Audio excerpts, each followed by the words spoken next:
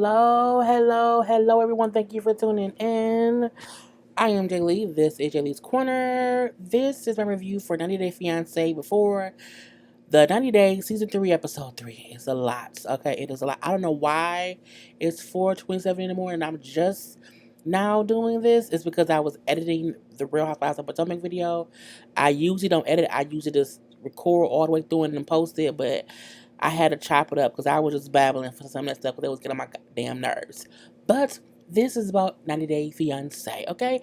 But if you have not done so already, please take a moment to subscribe to my channel and become I can't hit it. JayBird, dun, and all that good shit. Okay, do not forget to also like this video, share this video, comment in the comment section, follow me on IG because I post all the time on IG, and I'm usually telling y'all if a video was pending or would I update all my YouTube stuff on my IG. So make sure that you're following me if you have an IG page. The link is in the description box below. But let's get started. First up, we have Cesar and Maria. Okay, Cesar is still like in the thought process of him going to meet with Maria. No, Maria. Everything being great. Now, he has a friend who comes over um, to help him pick out clothes and to help him pack and all that stuff. You know what I'm saying? Because again, he's packing to meet Maria in Mexico. Okay? And then, the friend, so what's going on? Has she booked her flight yet? Because before you said she had not booked her flight yet, he's like, well, no, she told me she'll book her flight today. And she's like, oh, okay. Now again, we know that he gave her $2,000 to book her flight a while ago, okay? And she still has not booked a flight. She keeps telling him, I'm gonna book it today. I'm gonna book it today. I'm gonna book it today. And it never gets booked, okay? And he then shows her the ring that he bought for $200 to propose. She's like, oh, you have a real ring to propose? Yeah, look at them diamonds. Ain't it blinged out? Yes, Cupid's Zirconia bling. Okay, but you want to marry her? He's like, yeah, I do. And she's like, well, what if she doesn't want to get married? He's like, yeah, I kind of worry about that or whatever, but I want to show her that I'm for real. And she's like, what if she doesn't even like show up? He's like, yeah, I thought about that too because it's been so many times to where we were supposed to meet up, but we didn't. He's getting played. Look, he is fully, wholeheartedly being played. Period. I don't think it's a. We know this. We're just waiting to see it play out, and we're gonna feel bad. Okay. So the friend, I'm just worried that he got his hopes up, and it's just not gonna be what he wants. And he gonna, because he's just hopeless romantic or whatever. He says while it does worry him, he's still hoping for the best. I said because he's a fool, a mark, and a moron, per Alex Ryder's words. Okay. Anyway, so we then see it's like the day before they're supposed to leave. Okay, now again, he's like, y'all leave tomorrow, whatever. She has still not booked her ticket. So she texts him because he's at the shop working. He's working on somebody's feet. Okay, he's at the shop working and he's talking to his client about, yeah, I have to leave tomorrow or whatever, and I'm waiting on her. She then sends him a text like, I don't know. I have to get my hair done, my makeup done, my teeth done. I need to do this, that, and the other, whatever. And he's like, oh, you know what I'm saying? Okay, and he like, you know what? You'll get more money when you come see me. But I can't send you any more money, but just book your ticket. Just book your ticket or whatever. You know what I'm saying? She then said, well, okay, I'll book my flight. So, no, matter of fact, that was earlier. When he was at the shop working, that's when she texted him and then said, I didn't book my ticket because I want to go in about 2 weeks because tomorrow is my mom's birthday. And he was like, what? But she shouldn't. I said, your mom's birthday? Y'all been talking about this trip forever. And you just not remember it's your mom's birthday. You can't go, girl. And oh, he's so gullible. I can't believe it. I don't know why she wouldn't tell me that before. Why tell me this now or whatever? And I can't believe it. You know what I'm saying? Why would she wait till last minute? Because she's playing you. They have tried to meet up numerous times. Each time she comes up with a reason as to why she can't go. He's dumb. the client, like, if that was me, I'd be pissed off. I'd be very upset if someone did that to me. So then he shows the client the text messages, and she's like, she's always asking for money. He's like, well, yeah, and because I care for her, you know what I'm saying, I send it to her because I love her. She's like, you know what? Book her ticket for when she says she wants to go. And two is book her ticket yourself.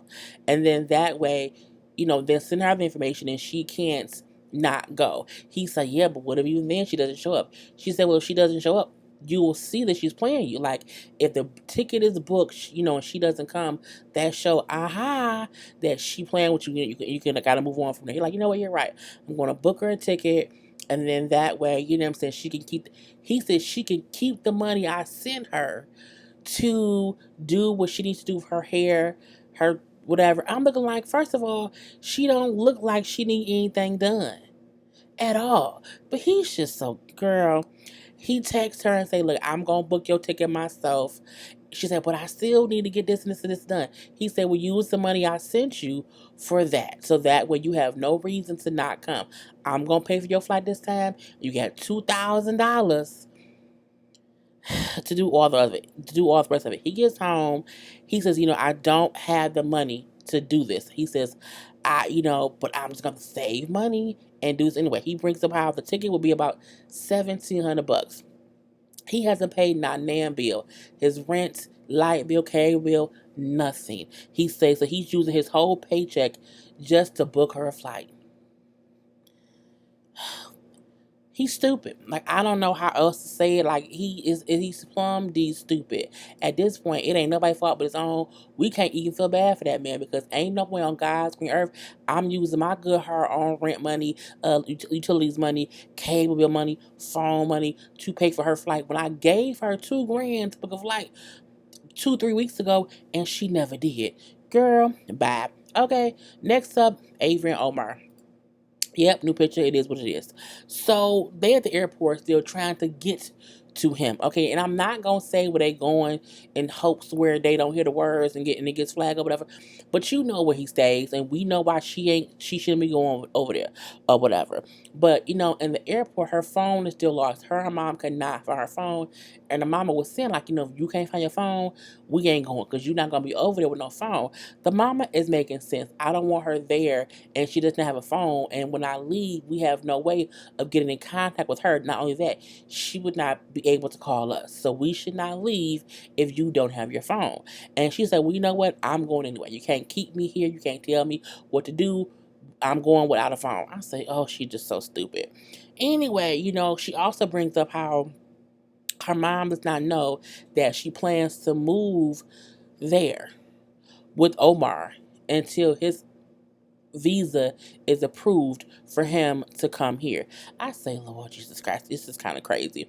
So we then see 24 hours earlier, we see Omar for the first time. He brings about he's a dentist. He's in school studying a degree to get a degree in periodontics. It's still some dental stuff. It's just like that way is studying the disease of the teeth versus being a regular dentist. I said, okay. He brings up how he's happy to be about to meet Avery because Avery is a soulmate. How they met on the website. How he's happy. How she chose to be Muslim, and turn to Islam to, for her own self-worth. You know what I'm saying? That it wasn't about her heritage. It was, she chose that for herself because she wanted to be, a better person or whatnot. I said, okay. He also brings up how he's meeting her in this location versus where he lives because where he lives is too dangerous. Okay. He's like, it's just, dangerous or whatever. So we meeting here. I say, okay. He brings up how he's never been with a girl before, because in his culture, they cannot be with someone before being married. Okay, and that includes kissing a girl. You can't do that. I think they can't even kiss at the wedding because they have to be like they're not married. Then I'm like, well, when can you kiss? Like if they say you are not husband and wife, ain't we not married? Like, can I kiss it? I don't know, but they can't do that or whatever. So he, it's just all kinds of versions. Okay. Anyway, he brings up how Avery did tell him that she had been with other people and how she was different before. He said he did not like it. he did not like that or whatever. He says because he wonders if she will change back and do those things, you know, a little while down the line. I think she will. The reason I say this is because in her confessional, sometimes she's sitting there with just a regular hat on her head and not the. I think it's a hijab. If I'm pronouncing it wrong, don't put it in the comment section 1,000 times. I need one person to correct me, but I believe that's what it is. But I'm like, if you are not practicing, being Muslim, when you always have yourself wrapped up, and I realized in one of them, she didn't. You know what I'm saying? So it is what it is. Anyway, so we do see how they're both saying they are nervous, how they both are saying that they hope the other one likes how they are in person versus over the phone, over video, whatever. And so we do see Avery and her mom get there, and the airline has lost their luggage, okay? And they're just kind of upset. But the luggage was supposed to be delivered the following day. It was just lost, I get her in translation some damn where. But, she's happy to just be there. She knows Omar is right beyond the gates or whatever. And then it's like, I haven't had a shower in 32 hours. I feel like I'm just dirty and I'm a mess, but I'm just happy to be able to finally see him. And he was there with flowers or whatever, and they ran to each other. You know what I'm saying? Run to me is why I guess played in their head. And then they hug. Hug and hug and hug because they can't kiss. So they're hugging and smiling, hugging and smiling. She's holding his hand. That's like the first time he's probably held a girl's hand, as they say. I'm looking like, haven't even held a hand? Okay. They both say how the other one is cuter in person. Omar is cute. He is. I mean, he's a handsome fella. And I'm saying Avery's pretty as well. So I'm like, oh, he is cute. I mean, he just lived too damn far for me to be trying to go get it. I don't want it that far. I don't want it that far. Anyway, I'm saying the mom, like, seeing them meet in person was really, really, really, really sweet because she saw how happy they were to meet and to be together. Like, it was really, really sweet. She's like, but they're still very different. And there are still things that, they have to figure out about each other. I agree.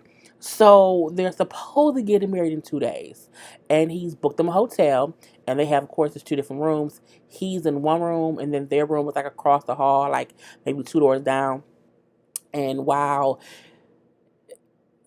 Avery would probably sleep with Omar if he wanted to, but she knows he doesn't like it. And so she's like, I wouldn't mind being in the same room with him, but I know he doesn't want it. So even though he showed them his room first, he just, okay, now this is your room. They hugged. No, this is your room. No, he showed them his room, then took them to their room, and then he's like, okay, we'll see you tomorrow, and hugged, and then he left. I'm like, y'all not gonna talk, but again, they're all tired. They've been traveling all day. They don't have no luggage. You know what I'm saying? So it's the whole thing. The mom said, like, how do you think it went? Like, I think it was fine. The mom said, well, I hope you didn't kind of scare him off with all the hand holding or whatever, because no, I think Avery said that she hoped that she didn't scare him off because she kept holding his hand and she kept hugging on him, and that's a lot for him. She said, but I just, I didn't kiss on him and I didn't like do anything like sexual or whatever, so I hope it wasn't a big issue. He was fine, you know what I'm saying? He did admit how, she likes to touch a lot, but you know what I'm saying, it was fine or whatever. Her mom, but she said, Mom, I still want to marry him. Like, I want to him like 100%. Like, I haven't changed my mind about that or whatever. She brings up how, because Mom said, okay, so would you do plan to like come home after that, right? She's like, yeah, Mom, 100%, I'm coming home. So she then mentioned, like, my mom, I am going home after the wedding. She said, but I'm only going home to file for the K1 visa for him to come to the U.S. She said, but once I file that stuff, I'm going to go back and I'm going to move to his place, his location, and wait for him to be approved to come here. I think that's stupid. I really, really, I mean, if you want to go visit, I get that, but I don't think you should move there full time at all. Like, girl, plain stupid, plain stupid. What is she? She's plain stupid in that aspect of things. Okay, next up, we have Darcey and Tom. So Darcey, as you know, Darcey's Darcey. And she is going to meet, I have his picture. Where is it? There it is. She's going to meet Tom. Now, Tom, to me, looked different in person than he did on those photos that we've seen before. But it is what it is. So Darcey has made it to London, okay, and she is happy to be in London to meet him. Okay, it's the best. It's the bee's knees. It's the ramble. It's everything. She says, "I'm just so happy." Now, of course, he did not come get her from the airport. You know what I'm saying? He told her the last episode how, I'm going to send a driver to get you so you have time to kind of get freshened up or whatever, and then we'll meet, right after that or whatnot. You know what I'm saying? So I think that was sweet of him to do, even though I would have loved to seen him at the airport. Anyway, so she gets to the airport, and of course, there's like a little driver dude who has like a little dark design, and so he helps her get her luggage. And then while she's going to the car, like, I just need to go freshen up in the bathroom real quick. And so she goes in the bathroom. Honey, she was in there giving herself a whole bath, okay? A whole bath, okay? She's all, when you under the dryer drying yourself, I just think I mean, I feel like if you're not picking me up from the airport, I'm going to, cause she has a hotel somewhere. I assume when he said he wasn't picking her up from the airport, it was gonna be like, I'm not gonna pick you up from the airport. I'm gonna have a car come get you, take you to the hotel, and the hotel within it hopefully has a restaurant downstairs, and we can like meet at the bar. But I mean, I wouldn't want to freshen up in the airport bathroom. I feel like airport bathrooms are dirty, but this is what she's doing. What I will say is when she got changed all the way up, she looked nice. You know what I'm saying? Where I got a picture of it. She looked fine, but she just took off her clothes, put on a jacket dress basically, and some thigh high boots. Okay, and that was it. But she looks fine. Anyway, so she brings up how she deserves the love that Tom was gonna give her. You know what I'm saying? She like loves him, be her boyfriend or whatever. And I'm like, okay, now we see Tom, okay, and this is Tom, of course.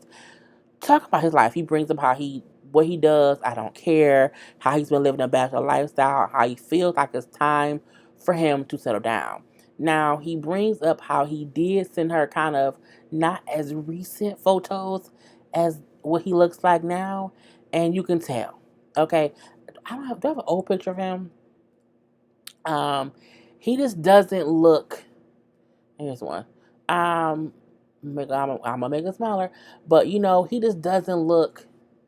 I don't. It's the angle. It's always the angle that someone takes their pictures, and he said how he knows his good angle. He knows how to, aim the phone to his face to look pretty.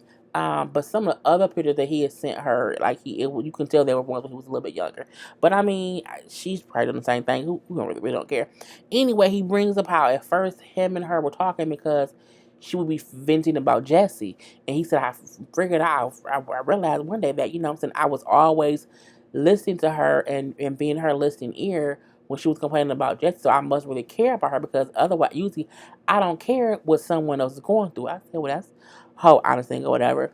So he says he feels like he wants to treat Darcey different than he's treated other women he's been with because, he feel like she's different.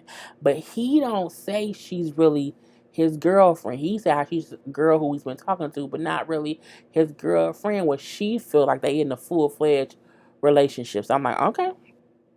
Okay, so we see him meet up with his sister. It said this is his sister and his sister's partner.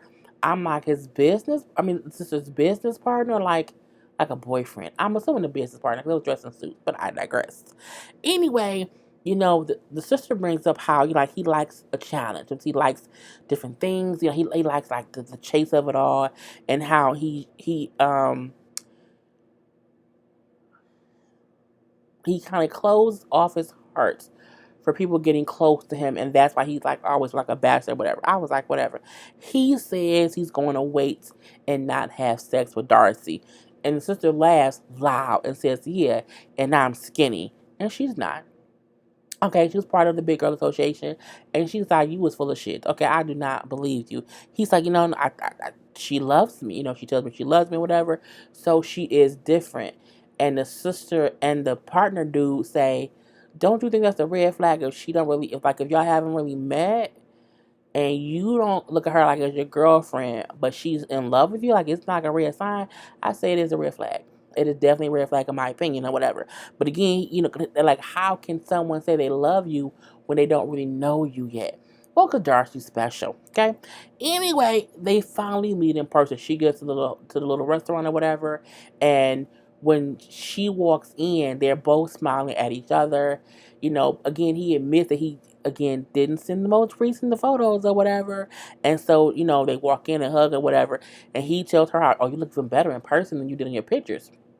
you know, and she brings up in her confessional how he looked different in his photos than he did in person, but it's not about what's outside, it's about what's on the inside. He sent fake photos, okay, not fake, but his old photos or whatever.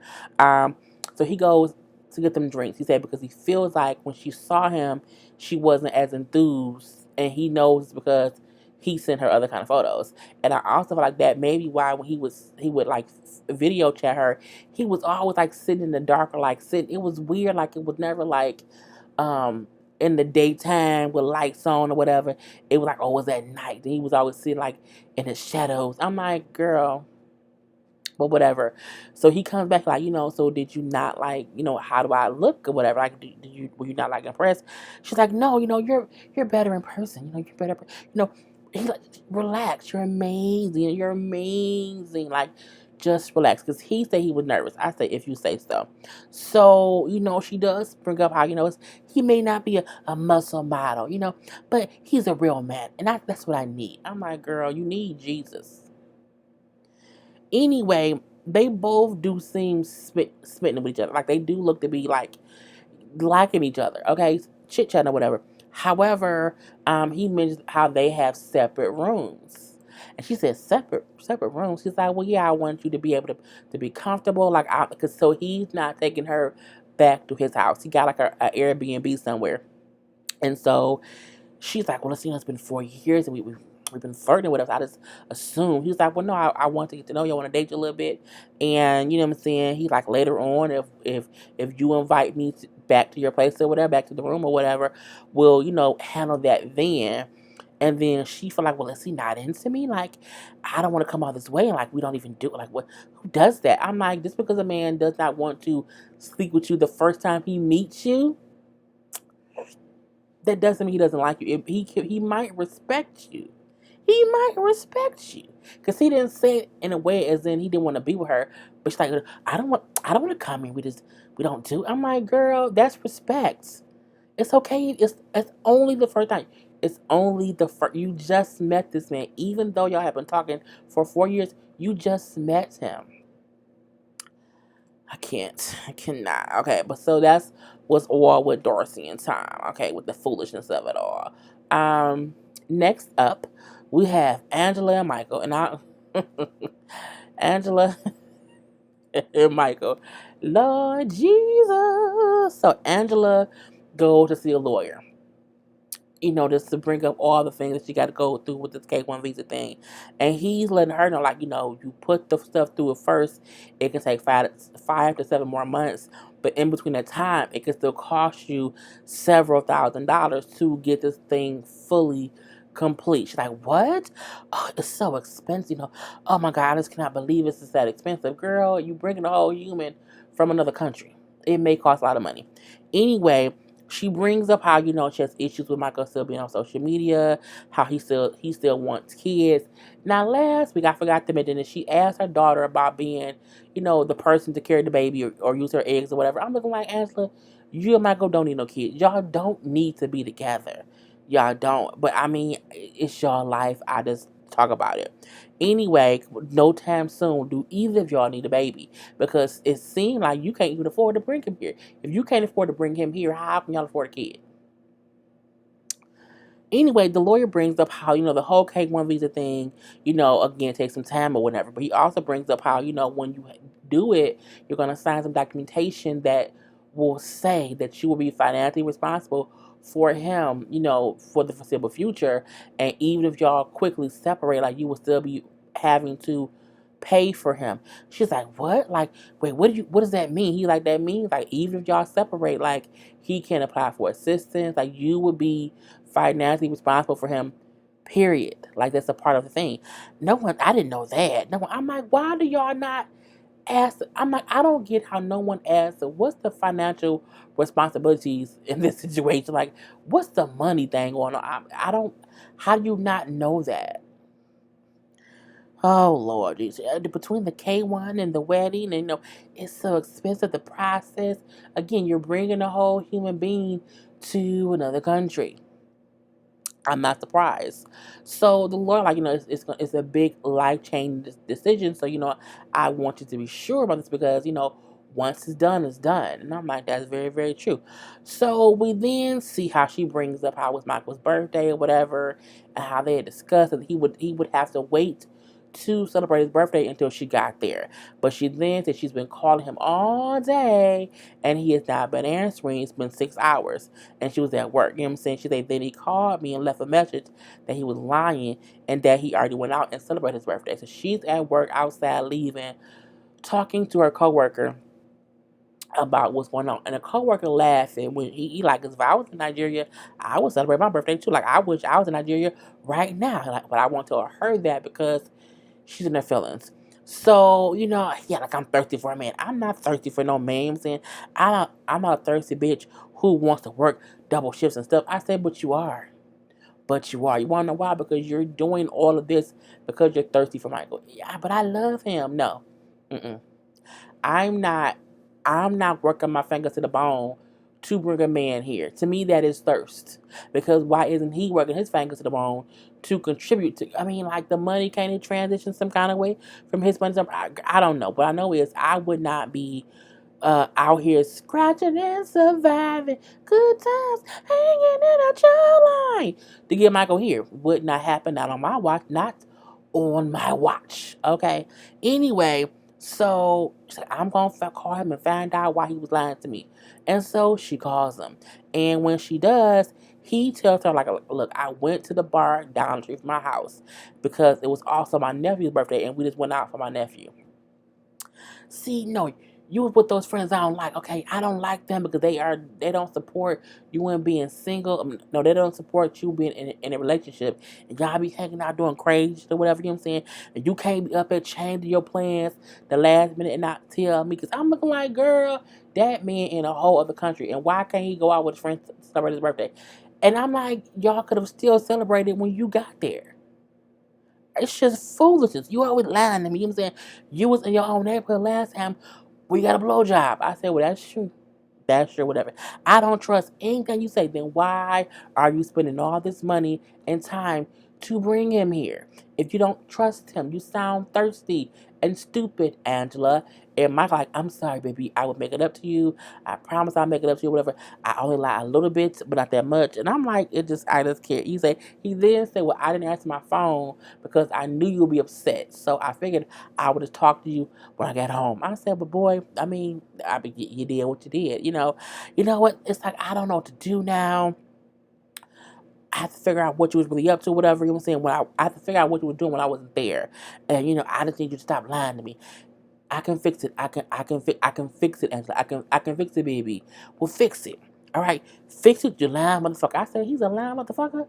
Girl, these two, look. That was out with them too.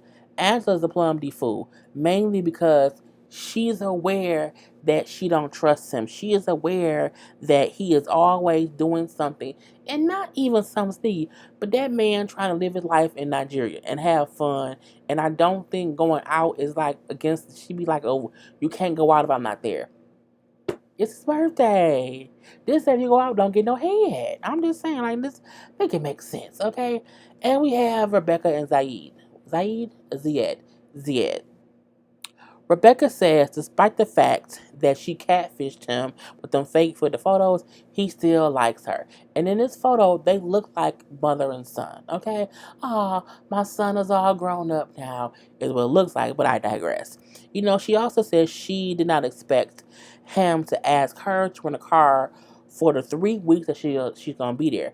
I didn't expect this. I said, well, I mean, I guess it is what it is. And because he can't drive around, she has to drive. But he told her, don't worry about it. So she said, I guess the rental car rules is if you haven't been driving for 5 years or more, you can't drive. So he can't drive the car, only she can. And I'm looking like, when they in different countries, the driving is completely different there than usually how it is here. And she sees it's like, oh my God, they're not listening to the rules. Like they're just running lights, they're just getting over. It's like because it's different over there. Like it's completely different. Anyway, they get to the hotel. It's a nice hotel. Okay, it looked nice outside. They get there, and she's shocked when they pull up to the place.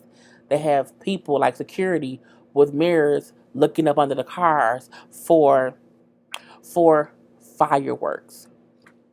Okay, fireworks.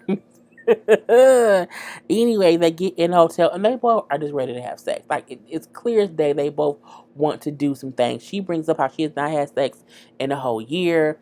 And so, they just want to do it. He brings up how he's nervous to have sex with her because she's 20 years older than him and is the grandmother. I said, well, okay. But I'm like, but you knew that in the first place. But I guess it was what it was. So we see the following morning.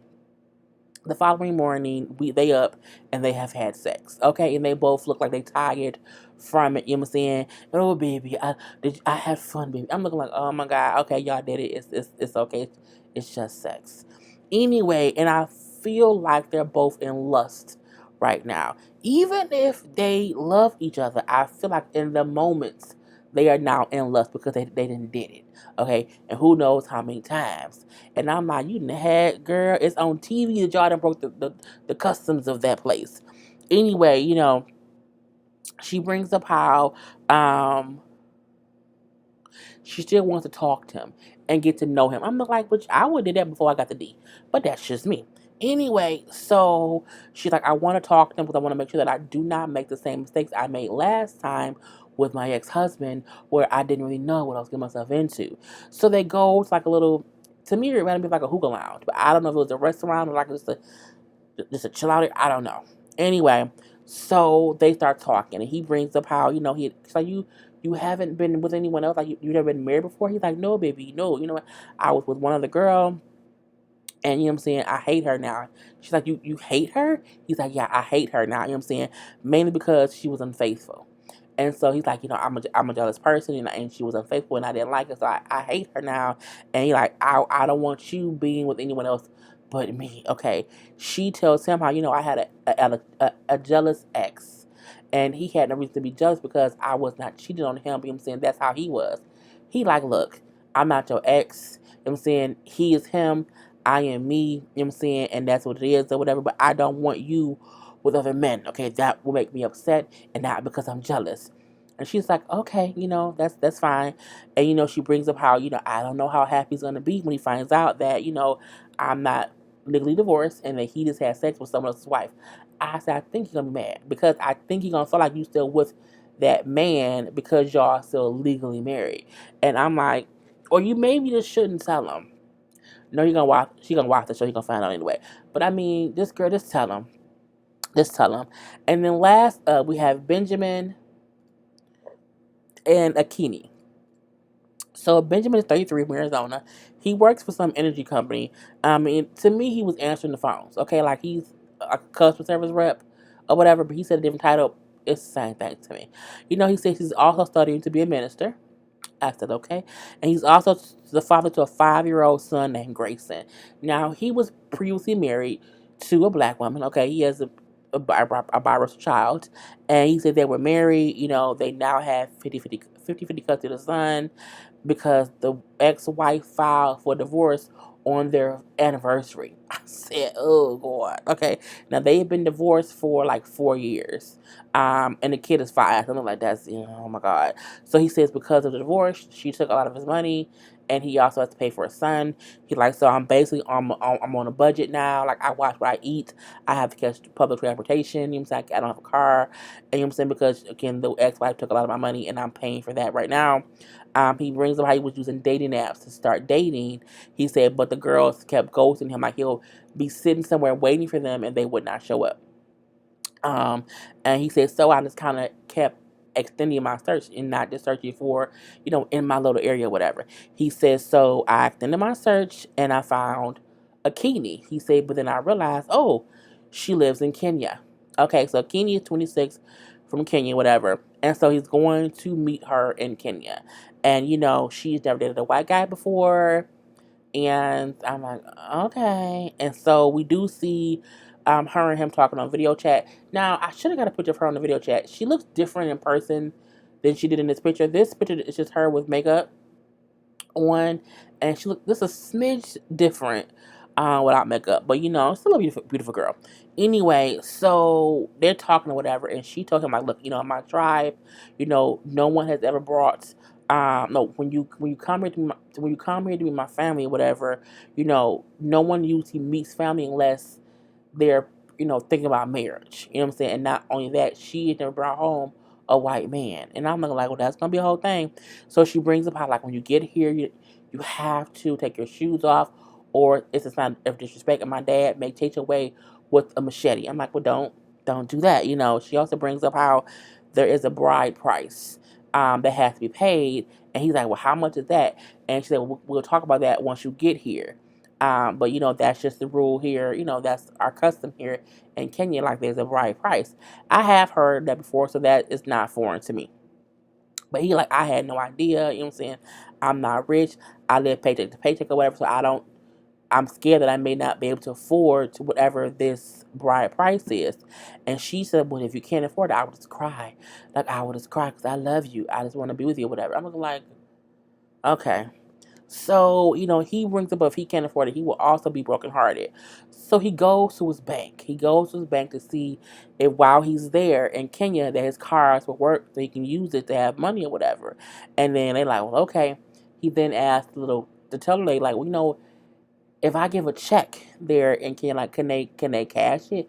She's like, well, it just depends on the banks there. Like, they will only know what they can, like, accept.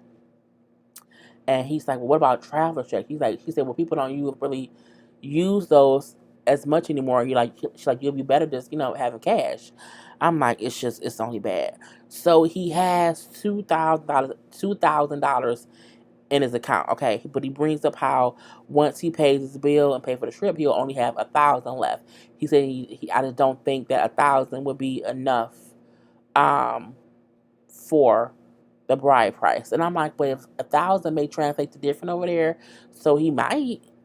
Because how do we know that $1,000 for us isn't 10,000 to them? I don't know the exchange rate or whatever, but who knows? So he has a female friend come over who's helping him pack. Um, they all had these female best friends. Girl, who knows? Anyway, she asked like, well, what if your son doesn't what if she doesn't want to be a stepmom, or what if your son doesn't mesh well with her? He said, well, I think she'll be a great step parent or whatever, but if my son does, like, I would have to cross that bridge when I come to it because, you know what I'm saying, my main focus is my son. He said, so if that didn't work out, I would be devastated. I said, well, you need to figure it out for a brother because it's going to be some things going on. Anyway, that was the whole episode. Thank y'all for tuning in. I'm going to quickly edit this and put it up because it's 5 o'clock in the morning. I got to go to bed to get ready for work. Peace.